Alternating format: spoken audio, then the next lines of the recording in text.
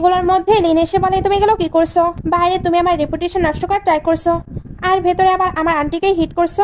ইয়ান তখন বলে, ব্রাদার, তার তো তোমার রেপুটেশন নিয়ে কোনো চিন্তাই নেই। কিন্তু এবার বলে, লিন, আমাদের ম্যারেজের তো অনেক বছরই হয়ে গেল, তোমার ভেতর এবং বাইরে না অনেক বেশি রেপুটেশন, আমি তো এই রেপুটেশনের যোগ্য না, তাই আমি এখন ডিভোর্স চাই। তুমি হাফ প্রপার্টি হাফ মানি সহ সবকিছু প্রিপেয়ার করে ফেলো, কারণ আমার খুবই দ্রুত ডিভোর্স লাগবে।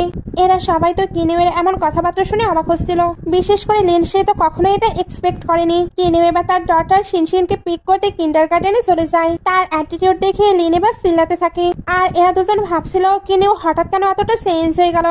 একটু পরে কিনিউকে একটি অফিসে দেখানো হয়। সে বলছিল, কিনিউ, তুমি কতটা স্টুপিড, আমি তো ল নিয়ে স্টাডি করেছি, বাট কখনোই কেস পাইনি। এবার তোমার ডিভোর্স নিতে আমিই তোমায় হেল্প করব। সে এবার তার একটি ক্লাসমেটের সঙ্গে দেখা করতে আসে, যার নাম ডিংশান। ওইখানকার একটি টয় দেখে এসে হ্যাপি হয়ে যায়, কারণ স্কুল টাইমে ডিংশান যখন ইউকেতে স্টাডির জন্য যাচ্ছিল, তখন এই টয়টি সেই তাকে গিফট করেছিল। তবে ওইটা গিফট করার সময়ও ইয়ান তাকে অনেক বেশি বুলি করেছিল।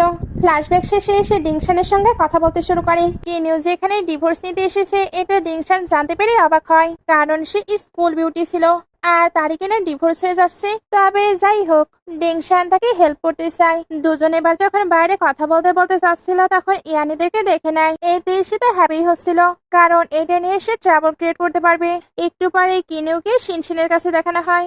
দুজন যখন বাসায় ফিরছিল, তখন আন্টি তাদের উপরে ওয়াটার ছুড়ে মারে, কারণ ইয়ান তো এসে জানিয়ে দিয়েছে কিনিউ নাকি বাইরে ছেলেদের সঙ্গে ঘুরে বেড়ায়। শিনশিন তো তার মাম্মাকে বুলি করতে নিষেধ করছিল, বাট এরা বেবিটাকেও ধাক্কা দেয়। কিনিউ এতে রেগে আন্টিকে কথা শোনাতে শুরু করে, ফলে এখানে একটু আর্গুমেন্ট ক্রিয়েট হয়।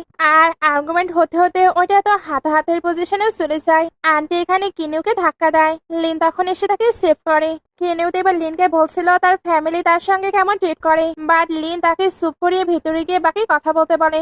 নাইটে কিনিউ শিনশিনকে ঘুম পাড়াচ্ছিল, সঙ্গে ভাবছিল, কিনিউ, তোমার এত লাভলি একটি বেবি আছে, এরপরেও তুমি কিভাবে জাম্প করতে পারো?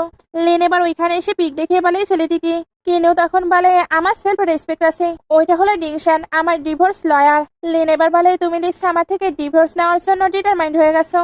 কিনিউ তখন বলো, অফকোর্স, তোমার মতো কারোর সঙ্গে কেউ কিভাবে থাকতে পারে? তুমি অন্য কাউকে বাসায় নিয়ে এসে তার অনেক বেশি কেয়ার করো। লিন তখন বলে, তোমাকে আগেও বলেছি, সে 3 বছর আগে কার অ্যাক্সিডেন্ট থেকে আমায় সেভ করেছে, এই জন্যই আমি তাকে আমার বাসাতে নিয়ে এসেছি, সে শুধু আমার সিস্টারের মতো। কিনিউ তখন বলে, বাট সে কি নিজেকে তোমার সিস্টার মনে করে? তুমি যদি মিস্ট্রেস রাখতে পারো, তাহলে বাইরে আমিও ছেলেদের সঙ্গে ঘুরতে পারি। লিন এটা শুনে চিল্লে উঠে, কারণ কিনিউ শুধু তারও ম্যান, সে তাকে কারোর সঙ্গে শেয়ার করবে না, আর এই লাইফে সে কখনোই তাকে ডিভোর্সও দেবে না।